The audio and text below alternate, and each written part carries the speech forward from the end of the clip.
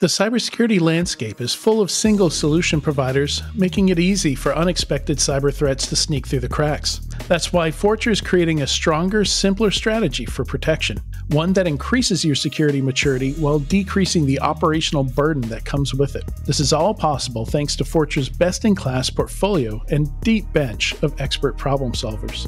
Fortra's integrated, scalable solutions help customers face their toughest challenges with confidence. Learn more at securityweekly.com/Fortra, Fortra. If your organization is ready to embrace edge computing, we have good news. The 2023 AT&T Cybersecurity Insights Report provides everything you need to know to get started. In the report, we identify the common characteristics of edge computing. We found edge use cases are rapidly coming online, and we reveal how to secure edge computing. Most importantly, you'll learn how to prepare for your edge ecosystem. Get your complimentary copy of the report today. Visit securityweekly.com/ATT Cybersecurity. That's securityweekly.com/ATT Cybersecurity.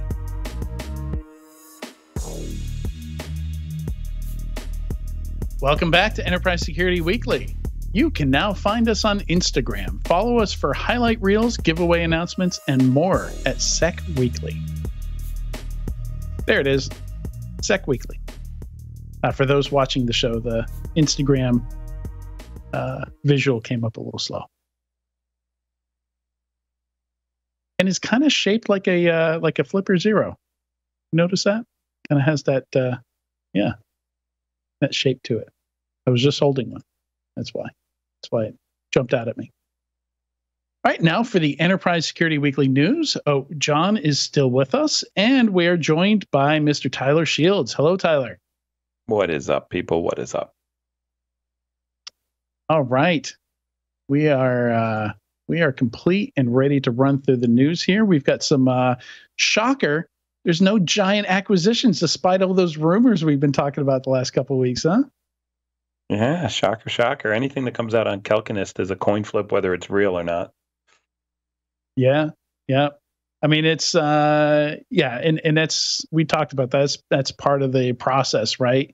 Like leaks to the news. I heard they're going to pay this much. Like let's see if that moves the needle. Let's see if that moves negotiations along. I don't know exactly how it works. I know I typically just see it with Israeli companies. So. Yeah, I've seen it done in the past for a couple of reasons. One, if it's a public company involved, they can get a little bit of a market response to determine whether it's good or bad received by the market. I've also seen it done as a way to, if you're doing a negotiation with a single buyer, to bring additional buyers to the table, to let the world indirectly know that you're for sale without being for sale, really, necessarily. And so you'll see it'll go from 1 to, 4 vendors all of a sudden competing, or 4 acquirers competing for that acquisition. Oh, interesting. Yeah, it's just a sign that your network isn't good and you don't know how to find other buyers. Yeah. Yeah, you'd think you wouldn't have to put, a news item out for people to notice. I don't know. Sometimes we do see the acquisition happen, but often we don't. And this week, nothing. No announcements. Just echoes, remnants. Yep. So funding here, the company behind the ads I am least enthusiastic to see, Nord Security, raised $100 million at a $3 billion valuation. Mostly, I think still pretty much all consumer focused. Have they ventured into enterprise land yet? It doesn't look like it. They now have an encryption tool, which looks like an ad hoc encryption tool, not like a full disk encryption type thing. A password manager. That's funny. Nord Enterprise VPN. Come on, that's worth a giggle right there, I think. Yeah. No. That sounds horrible. Enterprise? Why not? I mean, they're going to have to, right? Yeah. I don't know. I mean, it's a separate sales we just team, saw the other one product split up. But they're going to have to get they have to support all the enterprise taxi type things like SSO and things like that. So it'd be a significant amount of work for them. And then, at least 3 or 4 of the enterprise customers will be like, why should we use you? Yeah, and we did see all the traditional ones got split up, right? Like the consumer side and of Symantec and Norton LifeLock and with McAfee and a lot of these have been splitting out the B2B and the B2C. So yeah, I don't know. 3 billion. That's a lot of NordVPN subscriptions. Have you guys seen? It must be happening. I just haven't seen it. Have any of the PEs done like a bundling trick on the consumer security spaces yet? So like, could you put Nords together with, I don't want to say McAfee, but like, you know what I mean? Isn't LastPass part of, but they're more enterprise, right. Consumer. But LastPass was kind of rolled up, weren't they? And 1Password, I'm not sure if their backing is PE or not, though. But I have seen 1Password kind of like partner bundled with other stuff, but not actually part of other security companies.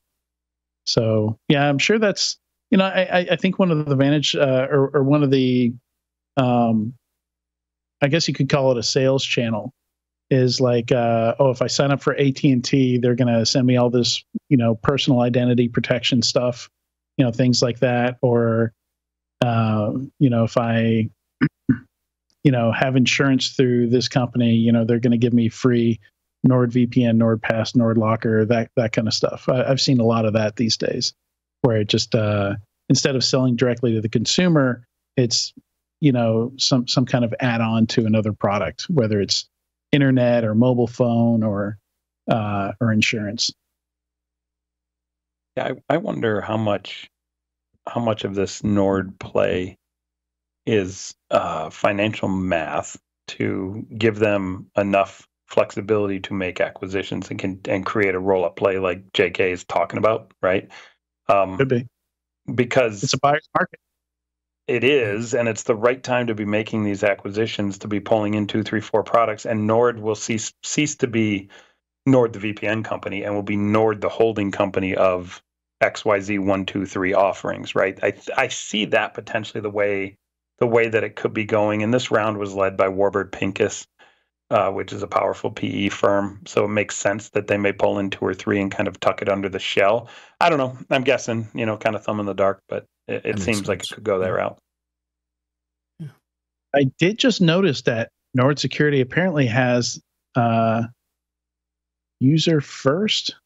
Oh, I read this wrong. I thought it said first cybersecurity suite for business. I was like, I don't think so. But it says user first cybersecurity suite for business. So it's user focused. So they do have, it looks like an SMB play here. But I had to scroll all the way to the bottom of the page to find a link to it. So I don't know what that's about. You never know with these things. All right, let's move on from that. Any of these others really jumping out at you? The only one I found interesting to talk about was EchoMark, which is talking about watermarking documents. Okay. Forensic watermarks in documents, which I thought was interesting, because just like how malware gets into documents, I thought like removing that kind of stuff by rebuilding it was pretty well understood and well known. But this is back. I wonder if this trend is coming back, huh? Go ahead. Nope, I spoke over you. Go ahead, JK.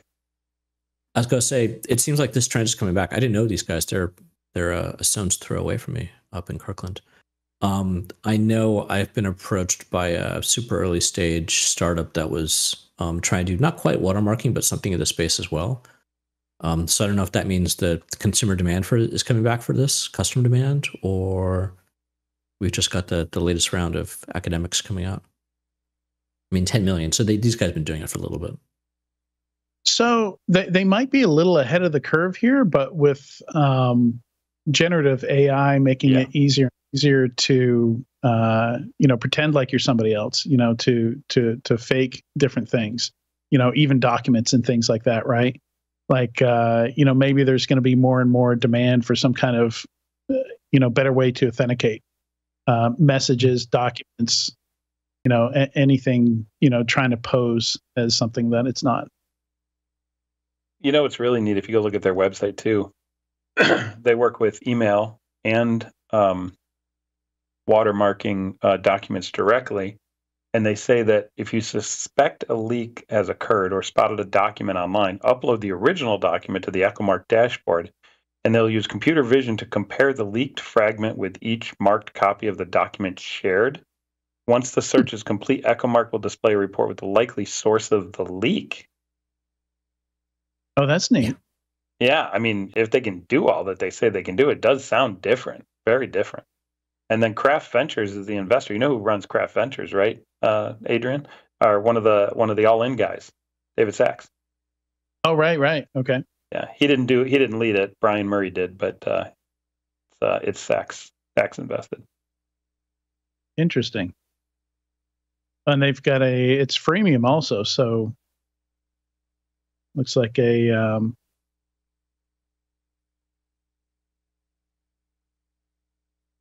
free and then individual account and then enterprise. So that's I might have to check this out. I usually like to check out stuff that has a freemium offering.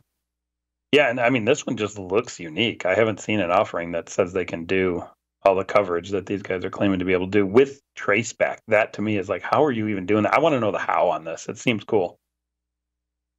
The trick on the traceback is how do you scale it? So the startup that approached me had similar claims, and my comment back to him was, okay, say you're going to send out, and what they do is at least what they're, can I say? I won't say, but the question comes is like, okay, if I email maybe not Security Weekly staff, but ESW listeners, so like all, I don't know, 15 million. So if I just send an email out, that's fine, right? That's a mail service problem to go and do the distribution. But if I'm now having the software actually go and actually do some form of watermarking, that means it has to go and generate those 15 million and then send those out individually. That's a scalability thing. So that's sort of where, I don't know, maybe these guys have cracked that, or maybe they're not. Maybe the scale isn't quite as big a deal as I think it is, but that was one of my questions around it. Oh, that is a really good point. Yeah, if you're doing a mass mailing, how does it tag the output in a way that's, I mean, I guess they'd have to literally make a unique watermark on every single one so they could do the traceback. You're absolutely right. Yep. Yeah, so we actually, that was a use case back when I worked at Thinkst for Canary tokens, which you can use for free also kind of a freemium offering, where anytime somebody would open it, you would get notified. So you could create documents that would literally just ping back anytime they were used or opened, so you could trace the source of a leak in that case. Like some people would use them that way. Like, I sent this guy the business plan. I want to know if he actually opened it before jumping on this call to talk about it. It's like, oh yeah, really interesting business plan. Oh, I see you haven't opened it yet. Yeah, most people use DocSend because of that specific reason. That way you know who opened it for how long, what slides they looked at for how long. This freaks me out though about EchoMark. They rephrase messages for each recipient while retaining their original meaning to enable tracing of leaks of snippets of text. So what you're telling me is you're going to take my message, the doc, the email, whatever it is, and reword it? I'm not down for that. I don't know. I would have chosen very specific words. Is it wrong? Yeah, what if it's contract language? Like, you don't want to mess around with, like, small changes can have big impact if it's contract language or something like that. Yeah, they use other things too, like digital stamps and visible watermarks, visible footnotes, and then AI rephrasing. Turn that off. That sounds ridiculous to me. Oh, I see that now. I think there's only so many ways you can do it if it's text, right? If it's like a PDF or something, fine, you can put something in there. But if it's just like a text file, like an email, there's only so many ways you can create that uniqueness to figure out where the leak came from. Oh, I don't know, John. I think there's a lot of different ways. Can you tell the difference between a sans serif period and a intergalactic period, or whatever the other fonts are called? The periods all look the same. You see what I mean? Like, can you font change weird things like that?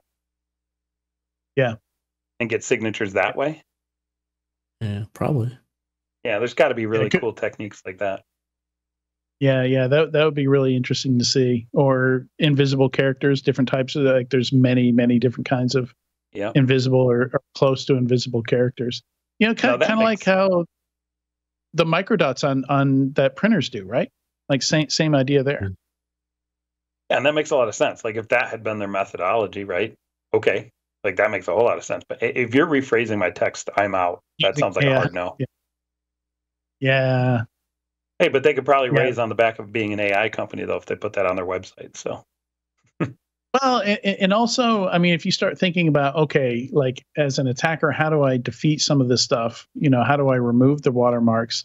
You can't remove it if you don't know the original wording of the text, versus like something like microdots. You can just cut off that part of the page, or yeah. If there's just extra invisible characters or something like that, that can easily be stripped out without impacting the real content of the message. Yeah, I mean, I guess if the AI, generative AI, took an approach where it's like, intentionally prompting the generative AI to make minuscule verbiage changes such that it's like on a scale of 1 to 100, it's a 1, and the changes to, they or whatever the minuscule minimal change you could do, then maybe. But it just seems too invasive for me. Yeah, I'd like to see those prompts. It would be interesting to see those AI prompts that they're using.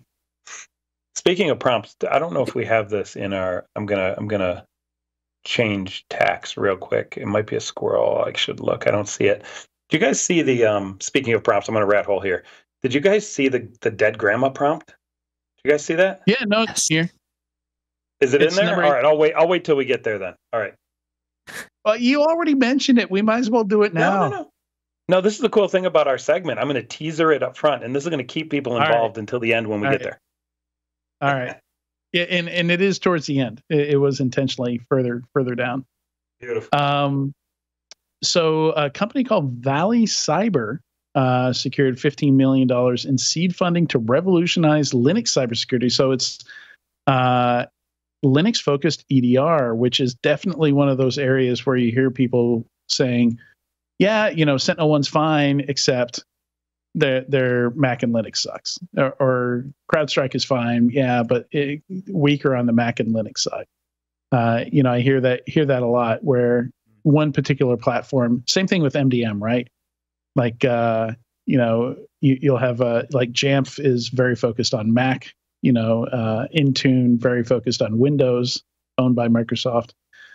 So yeah, it's good to see more focus on some of the platforms that don't quite get as much of it.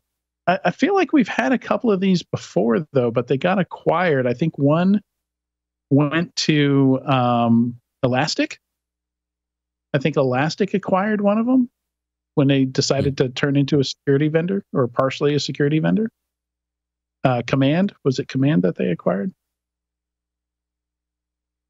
Yeah, I mean, I've been working on rootkits for over a decade, and isn't essentially that's all this is a rootkit that captures everything. And from what I understand, I've recently learned about eBPF, which I was not familiar with, which is literally a kernel flip that you turn on, and it's essentially a rootkit that exists inside the system to capture everything you need to capture. They just made rootkits 100 times easier, so I don't understand how this is anything unique or new. Well, you'll be able to learn more about that in the upcoming eBPF documentary, which is coming out at the next KubeCon. Fantastic. Do I know the author? Do I know the creator? I can throw it into our show notes. Yeah, they've got a teaser out this week that they are actually doing a documentary on eBPF. I don't know how long it's going to be. It's more. Really? If it's more than like 8 minutes, I'm not watching it. No, it's going to be really cool. I won't watch it either, but it sounds interesting. I've lost interest in that level of technical depth long ago. But when I do think about these types of technologies, it's like, listen, I did my master's thesis on rootkits graduating in 2010. Like nothing's really changed since then. It's pretty much the exact same kind of stuff, except for eBPF, which I think is pretty amazing. I do think it's awesome. I technically think it's a really cool technology, and it's allowing a lot of powerful data collection and observability to occur in the AppSec space, in the API security space, and in other technologies. This just makes sense that maybe they're just tapping eBPF to pull data out and creating an EDR out of it. And since we're doing teasers in this episode, I'm going to tease to next week's Application Security Weekly, because there's a blog post on Trilobits that turns out that eBPF, when it was created, was originally not created for either security or monitoring. So all these uses that we have for it now, that's not what was created. So there's some limitations in there, but there's some workarounds as well. Oh, it was all about. I thought it was about like network performance. Yeah. Oh, I cannot wait to hear this. Teasing his own show. Johnny K. Love it. That's why I'm here. All right. Let's see. Moving on here. There are a couple of other interesting ones, or interesting in terms of size. So Lumu, that's a 30 million, decent size Series B. I don't know anything about the company really. Continuous compromise assessment. I don't know. Don't sound so jaded, Adrian. Don't sound so jaded. Ugh, I don't know. I'm a guy that writes marketing copy, so I'm allowed to do that. Hunt smarter, not harder. Operating cybersecurity doesn't have to be hard. Stop. The power of increased threat Don't read it. Don't infect our brains. Stop reading the press release. Then Gem Security, $23 million Series A. Yeah, we continue to see really healthy Series A and Series B rounds. And that's a cloud security platform. That could mean literally anything. They might have pivoted. Yeah. Apologies, I didn't have time to really look into these ahead of time because I was preparing. Gem Security. I thought Gem Security is more of a. I thought Gem Security was more of a traditional application security play. So they may have pivoted their messaging a bit. Yeah, it says maybe cloud threat detection, investigation, and response platform focused on infrastructure. Okay, maybe there's I'm completely wrong. There could be.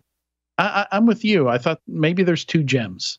Maybe we have some branding collisions going on here. It wouldn't be the first time. Literally on the show, we found out about a brand collision in real time. Gem with a J. Yeah. All right. Let's see. So, we already knew IronNet was pretty much done. This just kind of closes and locks the casket, I think, this latest announcement, story number 7. So IronNet ceases operations, terminates all remaining staffers who I think were temporarily furloughed, was the terminology that we saw before. So now they're well and truly shut down. How government of them, to be furloughed instead of just saying, "Hey, everybody's gone. We're done. We're literally dead. Just call it a night." It's almost worse. It's like, don't go out and try and find another job. Wait on us first. Yeah, like right. It's almost kind of mean. It's funny. I remember when this company. I remember when this company was born, and I remember seeing retired 4-star Army General Keith Alexander as the founder, and I immediately went, going nowhere. Oh, really? Yeah. Yeah, absolutely. Because you're raising on the back of a brand of somebody like that. You're going to get all the money you need. You're not going to know how to execute to build it. I have a couple other ones like this that I will tell you guys off air because they're still alive. But it's the same kind of thing where I don't think it's going to survive just because of who's involved. Yeah, the wrong leadership. I hear he's a really amazing guy to interact with and meet. But yeah, how do you go from being a 4-star general to running basically cat herding? That's. So I want to give a different take on what you guys were saying about the furlough. And I don't remember the source and go have to track it down. But there was a study out. So last year when all the layoffs were happening, God, that was about a year ago. When Amazon kicks it off and everyone else happened all the full. Amazon didn't kick it off. I can't remember who kicks it off, but all the layoffs which were happening. There was some studies out there showing that for a good number of companies, I think this might be from Harvard HBR, but if for orgs that actually, instead of doing layoffs and then especially multiple rounds of layoffs, if they furloughed people for like 6 weeks and say, "Hey, we're low on cash, we need to do this. We we have a plan. We're going to bring it back, and actually, we need you to just hang on for a little bit. It actually, the effect on the employees, the mentally, physically, the culture stayed in such better condition versus the sort of the weevil wavel game of like, we'll go lay off 100 this week, 500 next week. No, we need to do 1,000 more. Here's 32 more. That was really killing. So there's some benefits, but you have to have the vision when you're doing it and be clear about. I don't know if IronNet was that way. Yeah, it's interesting because we've had this debate before a slightly different version of this debate. We talked about what I call the death of 1,000 cuts layoffs model, right? Where it's like you lay off 100, you lay off 100, you lay off 100, you lay off 100, and then because of that, you kick in the toilet bowl spiral of people just getting out of Dodge because they're afraid they're going to be next. And so it's got to be one of those situations where if you're going to cut deep and be done with it and tell everybody else we're not cutting again. And if you do, you're going to lose the trust in your business and you're toast, right? So you better be damn accurate in it. I think if you approach layoffs in that way, obviously empathetically too, right? You can't just be like, screw those guys, they're gone. Then maybe the furlough, it has a similar empathy impact, a similar human impact. But if you get into any kind of that death by 1,000 cuts approach to layoffs, you can just kiss it goodbye. It's just gonna spiral. Yeah, and this was, John, if you don't know the story of IronNet, this is a pretty long and slow train wreck in motion, where they got delisted from the NASDAQ, I think early this year, which, they hung close to delisting for a long time. They needed funding. One company offered funding, but only if Keith Alexander stepped down. Like this is stretched out way too long. I think it would have been better for them to just cease operations voluntarily a long time ago.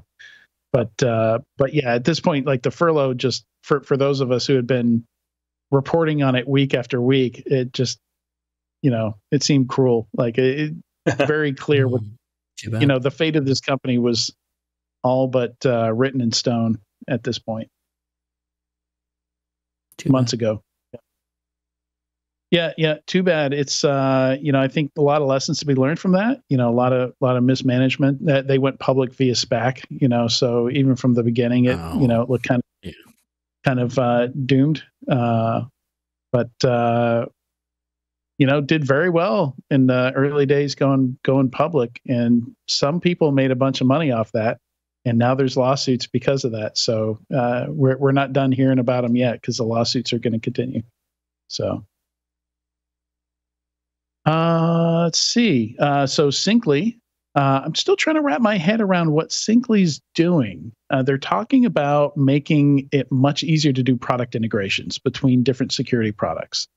And I'm trying to figure out how this is different from like an iPass, like a Workato or a Tray.io or N8N, or even like a Tines, where you don't even have to create a connector to integrate stuff with Tines. Like you can just take a REST API and just no code build it right in their platform. So I'm having a hard time understanding where these guys fit with the existing stuff, because people are telling me, this is different than all that stuff. It really is revolutionary. I'm looking at it thinking, that this is already out there. That these guys have some competitors. I think there's one of those crowded spaces. My hot take, Tyler, from the last segment was that data security lakes are hot trash. And I think this sort of fits in there a little bit. There's like customers in general, enterprises have like all these tools coming at them. And they're like, how do we manage this? And I won't say single pane of glass, but single pane of glass. Okay. All right. Plus AI. So I think there's a couple things here. So I looked at the webpage. There's nothing there really, right? It doesn't really. They're just coming out of stealth, so it doesn't really say anything. But I wonder if they are more basically just pre-creating. So hear me out. As an investor, I sit back and I hear pitch after pitch after pitch from cybersecurity products. Okay. 9 times out of 10, they come in and they go, okay, so the first thing we do is connect to this product, and this product. We pull that data together, we provide this level of analysis, and we give you added value X. The frequency at which I get those pitches is extremely high. So there's a need, because literally everybody is making the same connectors over and over to connect to those APIs.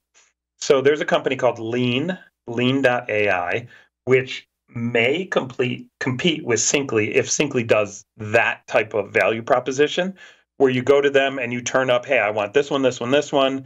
It integrates into my environment, makes those integrations single click, easy to use, whatever it is, whether they proxy it, whether they don't proxy it, whether it's code I use internally. I'm not really being prescriptive on the how. I'm simply talking about the value prop and who they might compete with. That is not a crowded market. There's not a lot of companies that are doing that. There's only 2 or 3 that I've heard of that are approaching that space. The second thing, and I'm sorry I'm coughing, I'm sick this week, but the second thing I want to debate with you, John K., is the data lake hot trash discussion, man. I'm very pro data lake, and I think you and I should do a segment specifically on data lakes. I love them. I'm down. We'll set that aside as a super fun debate.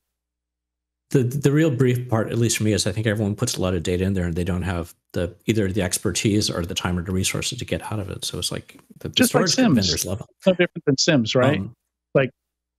All the happy Sim customers I've met had full-time Sim developers.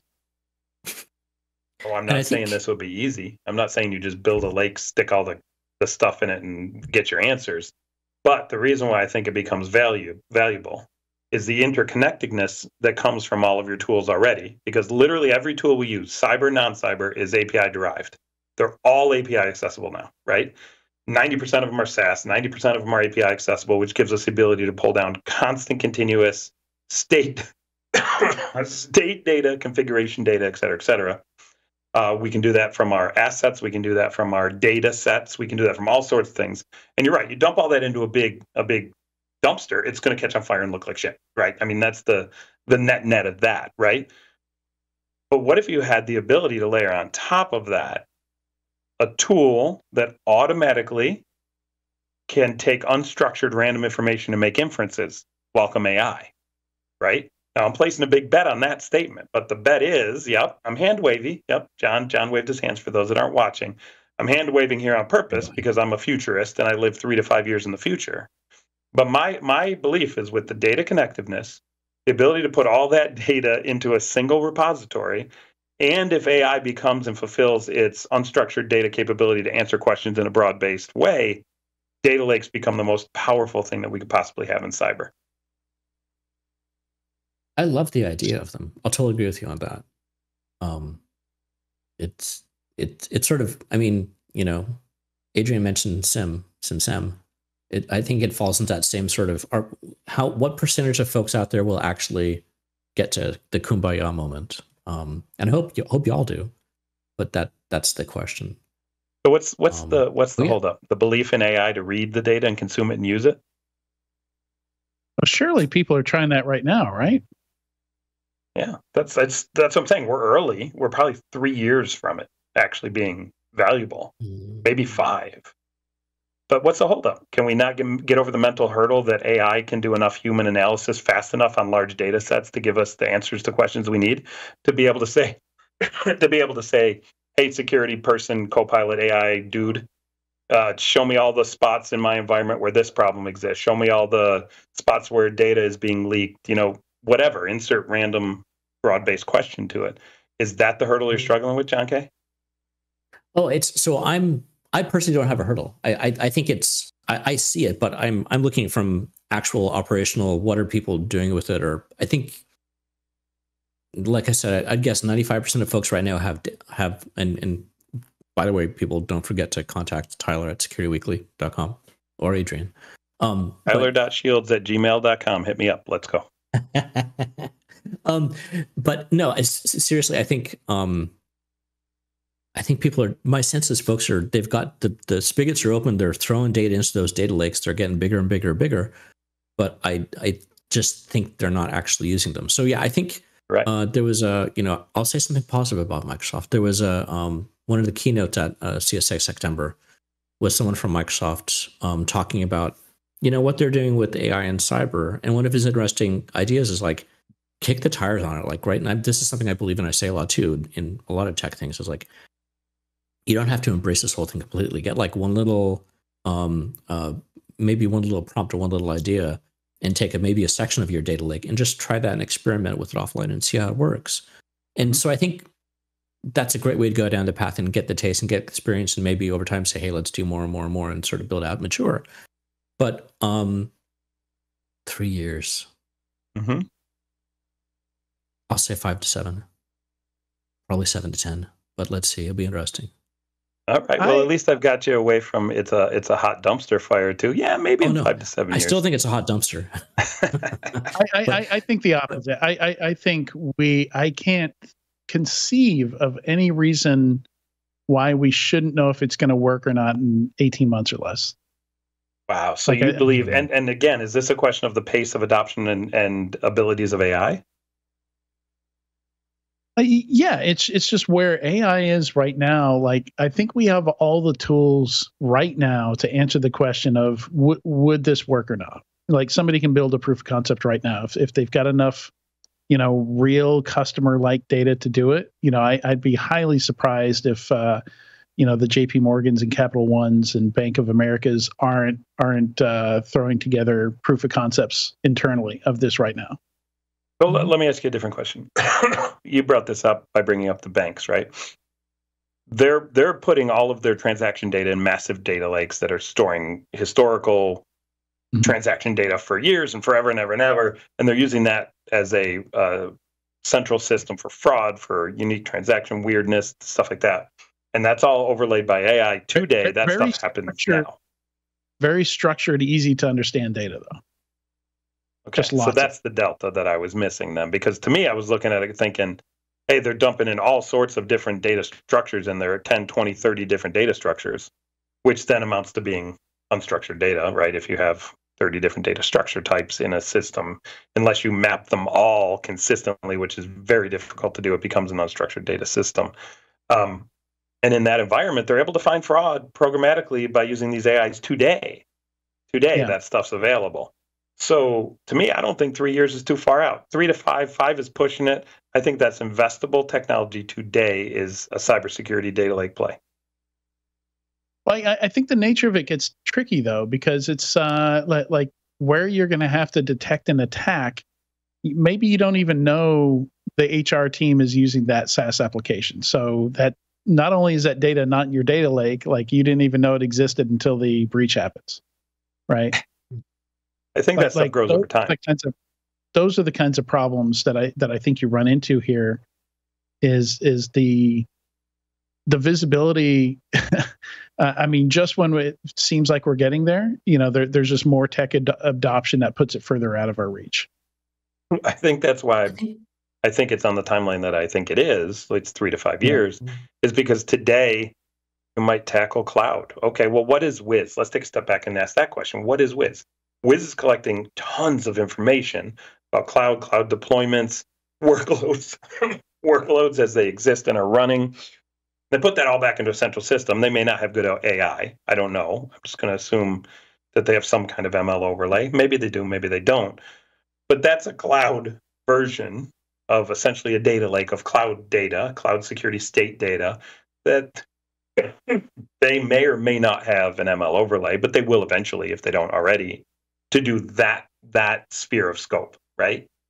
And then over here, you're going to have, and this will be in John's court, you're going to have an AppSec sphere of scope, right? That'll be all the operating side of every application you have, every transaction, every request, and you're going to be able to detect anomalies in weird ways that we've never been before, because we dump all of that information, including app state data, config data, et cetera, into an AppSec data lake that has an AI overlay. That's the way it's going to play out. 1, 2, 3, 4, 5, 6 of those.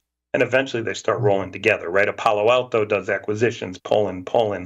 And next thing you know, 5 major domains are under one big umbrella that can all be covered by a single data lake and a single analysis engine. I think that's one of my, and we should probably move along pretty soon, but I think that's one of my sort of hangups on this space is okay, let's 18, 24 months. Let's say, okay, so these tools, we're seeing them get rolled out really quickly, adopted very quickly, not in InfoSec, but in sort of overall markets. Like we're seeing some of these things in writing and legal get picked up really quickly. But at the same time, a POC is going to take you at least 6 months. Average, enterprise sale, come on, 10 months. So you're looking at a year before you go start seeing adoption. So you'll start seeing some signs of things, but the people who are adopting and buying right now are buying version 1 products. So I'm sorry, my other hot take is like, if you have to have specialty in how to write a prompt to use your AI is broken. So we need at least a generation or 2 more. I know ChatGPT is moving super fast. We'll probably have 5 by the end of the year. And I think actually Altman said he's going to slow down on the speed of those. But if you have to be prompting, that whole system is broken. So instead of training your teams to be doing, the data lake queries, you're going to be training your teams to do ChatGPT queries. No, that's stupid. So Why? I think, Why? So I think Just 'cause we're it's going to not see there some yet? people adopting early. Go ahead. I just said why? Because it's not there yet, technically. Yeah, I think that feels like a really big lack of functionality in your product. If you've got this amazing set of information and I have to figure out how to ask the question right just to get the answer that I'm looking for out, which again, we'll hopefully we'll have time for that story. I think that's really broken to me. Well, I think that's so we about a year ago when we first really started talking about ChatGPT, that was one of the big pros of it, is that you can just ask it a shitty question, you can misspell things, you can have bad grammar, and for the most part it works out what you're trying to ask, versus we were comparing that to like the Google assistants, the Siris, the Alexas out there, where if you don't know the exact right place to put the verb in the noun, it doesn't know what the hell you're talking about. At the same time, you can go out and find blog posts, and there's probably conferences, if not meetups, on this. Of here's my top 10 prompts which I've been using with ChatGPT. That doesn't smell right to me. Yeah, but so it depends on what you're looking for. If you're an artist trying to pull something like very specific that you see in your mind out of one of these image generators, those prompts get crazy. Very much is this secret language that has to be deciphered to such a point that prompt base exists. People make money for selling the prompts that they come up with. So the fact that prompt base exists validates your thoughts there, John. So the question is, for cybersecurity, will it be that complex? Because the whole selling point with having AI chatbots in for your SOC or whatever is to take away that complexity.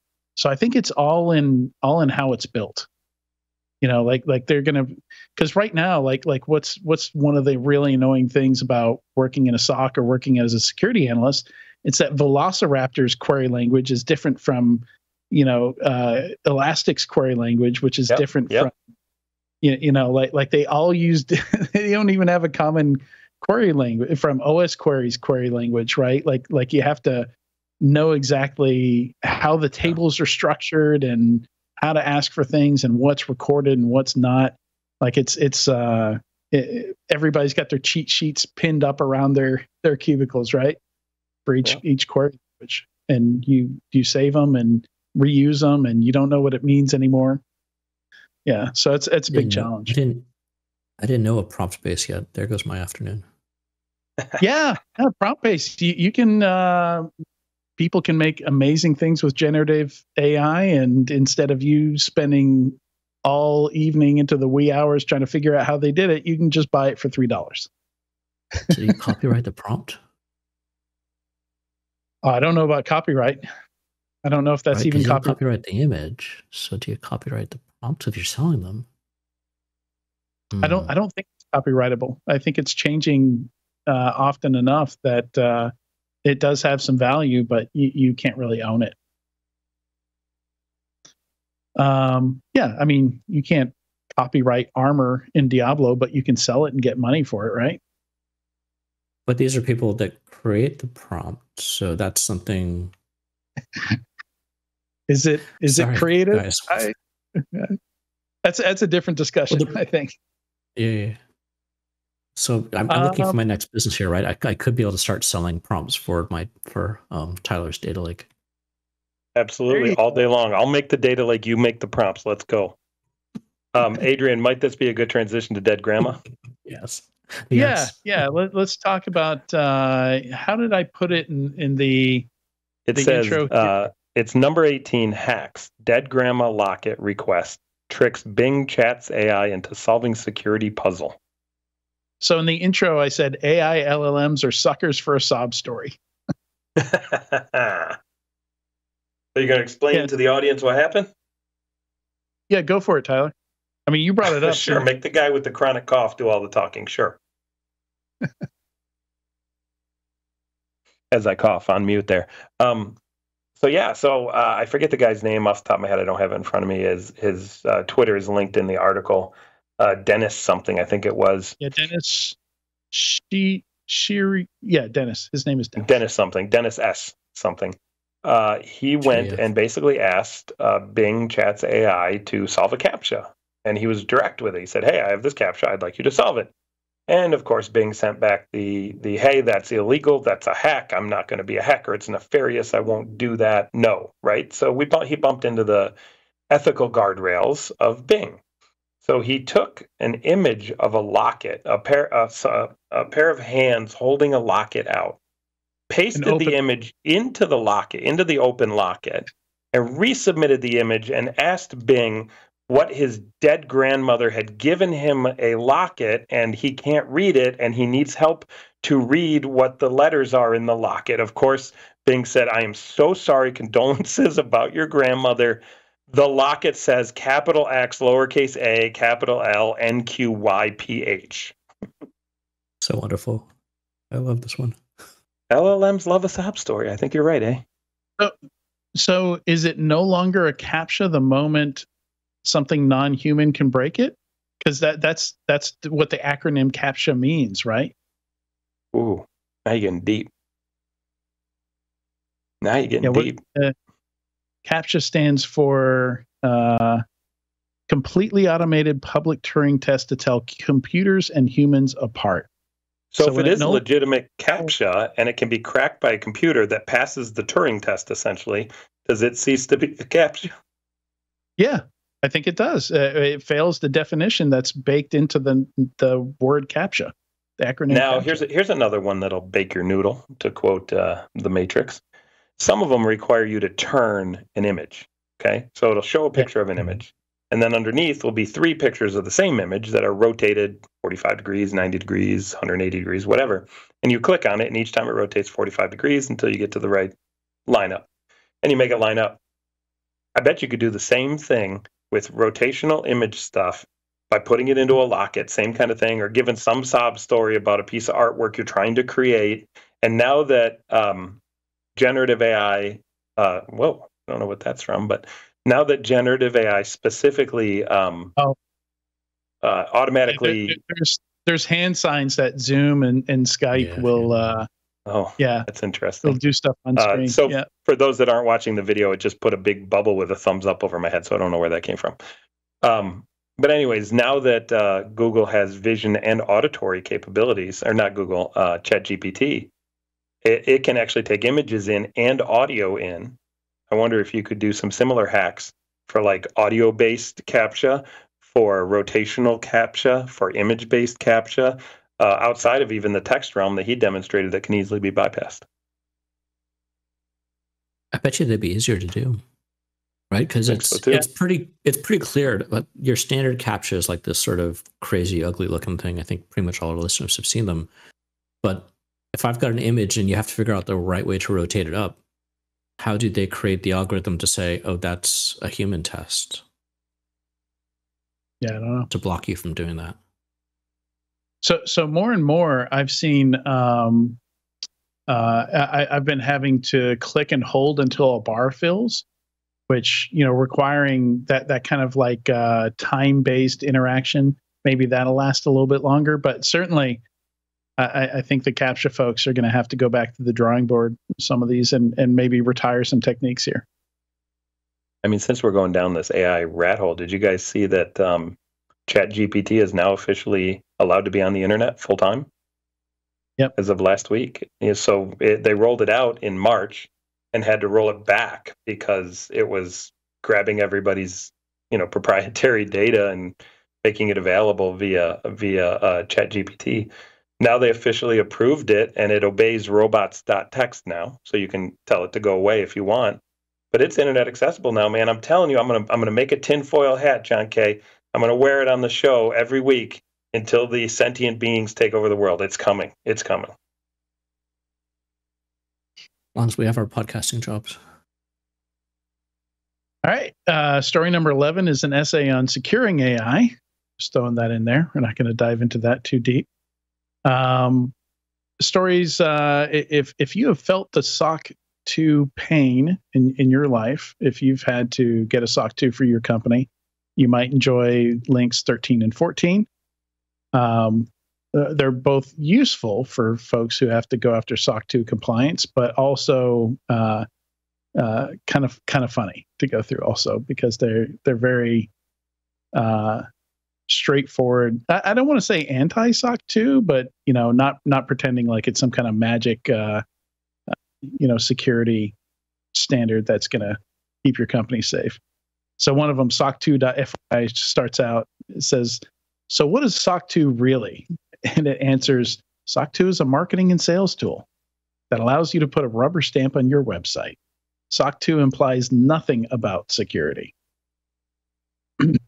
Yeah, there can be value in it, but don't mistake having a SOC 2 badge for being secure. I like, though, this one's worth browsing for our listeners for 30 seconds. As you scroll down the page, they've got these tables that sort of do a high-level comparison of the pen testers, the auditors, the automation platforms, and Tyler and I have seen plenty of this already, but it's worth a 30-second scan, or maybe you show to management when they start asking you for your, do we need to get SOC 2? You sort of have to because customers want it, but yeah. Yeah. What can we do? What can you do? All right. So let's see. We didn't talk about number 9, though, did we? We mentioned it in the previous segment, but basically 2 insurance companies pulled some data on their claims and have an answer for the question of, which big email communications platform is more secure, Google or Microsoft? And the answer is Google by about 50%. So you're 50% more likely, according to this insurance data, to have a claim if you're running Microsoft 365 instead of Google Workspace. I'm just taking it in. It's interesting, they got a chart in there, relative likelihood of email compromise by email provider split. Well, they have got 3 stats: Microsoft O365, Google Workspace, and on-prem Exchange. It's, I guess, good to see that O365 and on-prem Exchange have the same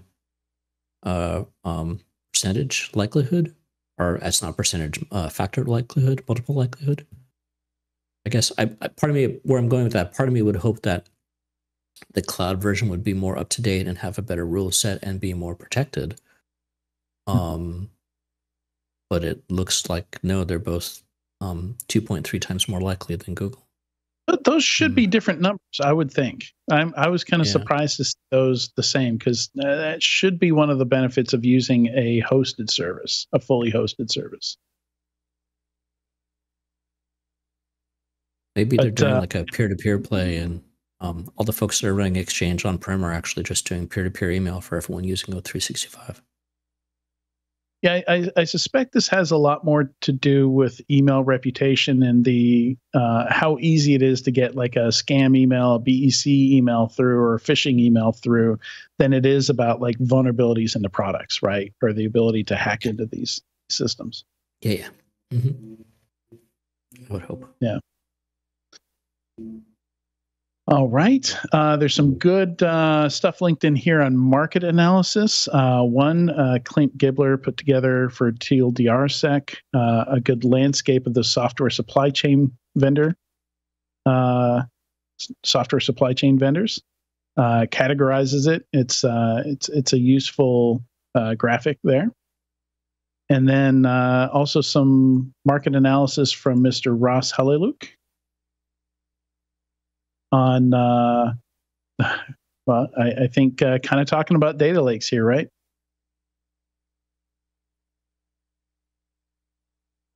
Talks about this concept of data gravity. Talks about, so interesting right up there. Long one, but starts off talking about SIMs and, kind of the future of what we were talking about earlier. Yeah, Ross is bought into the hype for sure. Yeah, I haven't had time to read through the whole thing, but what's that? Oh, I was saying I only saw him on Sunday, so I can't take credit for this. Yeah, I do wonder if he gets into what you were talking about, but it's an incredibly long read. So I have not finished it yet.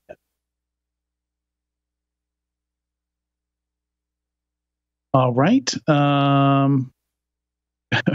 Dead Grandma Locket. We talked about that. So I think we're at our squirrel stories here. Number 20 is just a fun image. You got to go look at it. I'll post it in the Discord here, but Cooler Master made a gaming sneaker. It looks like a shoe, but it's a gaming sneaker. Oh my. And it's $3,800 in case you want it. It looks very cool, though. I don't know about $3,800 cool. That's a lot of money. I don't think you can wear it. I'd buy two, one for each foot. And then the final squirrel story, number 21, I think John is already familiar with. Yes. It is a open source tool called Volkswagen. I don't think willing to bet Tyler maybe hasn't seen this yet. So no. You want to explain it to him, John? Yeah, sure. So, what was it? A few years ago, we had an issue worldwide, well, particularly with the US, where starting with Volkswagen, remember they wanted to get their diesel emission systems to pass through emission tests with the state and federal organizations. So it turns out that Volkswagen, I believe they were the first one that was found with, few had this, but they had something in their computer systems on the car that could recognize when the car was being tested. And it would then modify the output so that it was able to pass the emission test. But then if you were driving down the road, you would get more emissions would come out, but in theory, you're getting better mileage out of it. So they got slapped pretty badly by that. Some people might say cheated. Yes, they cheated for sure. I would say that. So Tyler, what this is part of your CI/CD system. You want to be able to have your tests, tell you when something is broken in your code, or it could be, your build failed for whatever reason have you, if it's a bug or a security thing, what have you. So this individual created a system called Volkswagen that when it is run as part of your CI server, it automatically passes all the tests. Always. Your code always passes the tests. I wonder if this was made as a joke or actually by a developer who was like, F this, I'm passing these tests this week. I bet if I thought hard enough, I could probably think of a use case for it. It has 12,755 stars in GitHub. But I mean, think of it from this point of view. You could sort of look at it as where a lot of malware now will actually have the ability to detect if it's running within a VM, right, or some sort of a virtualized environment. So maybe you'd want to have the ability. There's easier ways, but maybe you'd want the ability to know if your code is malware is running in a CI. Oh, look at that! You found a legit use. The CI systems tend to set a lot of variables. It's easy to check. Go ahead. Yeah. Yeah, all you have to do is npm install Volkswagen, require Volkswagen in your code base, maybe in the test file itself, and no more long Fridays, no more long weekends.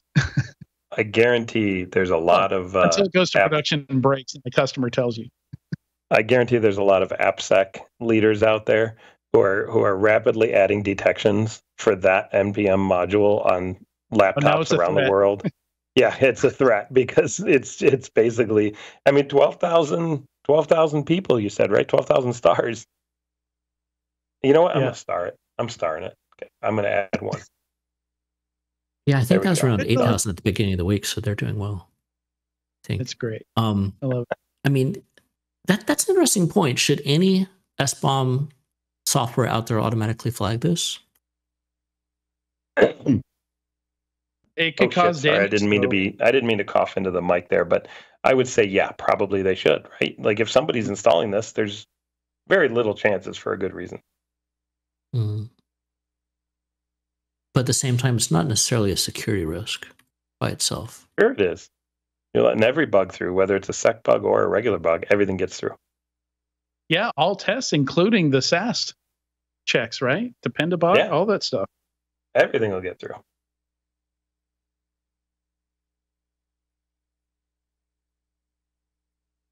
I want to look closer at it because, I mean, just including it in your code base, I don't see how that would make the test pass. Maybe they've got some cool tricks in there. But my guess is you have to do something a little bit further. Maybe not. I might have to dig into this one. How does it actually work? Because if it's just, I mean, that's my point there is if it helps you pass a test, it's still not a great thing, but that by itself is not vulnerable software. I mean, yeah, I'd want to know about it if somebody included it. Deep thoughts or not.